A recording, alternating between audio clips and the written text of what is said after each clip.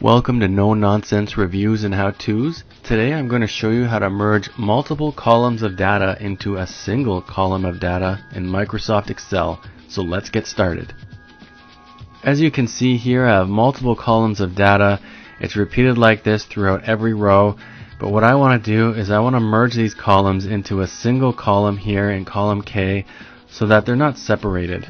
So if I were to highlight all these columns and just do a merge across or a merge in center, it's only going to keep the first word. So that obviously doesn't work for me. I want to keep all the data here. So what I'm going to do is click on column K where I want everything, and I'm going to open a formula. So equals concatenate, and once I'm done typing that in, I'm going to do an open parentheses, and I'm going to click on the first cell of data. I'm going to put comma, a space, open quote, space, close quote, another comma, and then click on the next column of text here, and just keep repeating this over and over again until every single one of these columns of data is selected.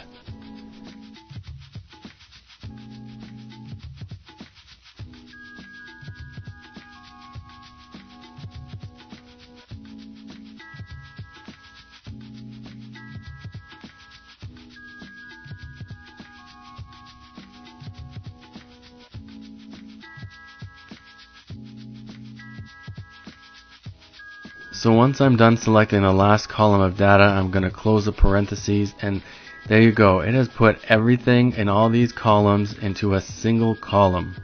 And I just double click down here and it's going to repeat the formula for every single row here, every single column. What I'm going to do now though is get rid of the formula. I'm going to copy this column and paste it as a value, so the formula is now gone. And I can delete all the other columns where everything was separated. I don't need those anymore. And that's essentially it. So hope you learned something. Thanks for watching.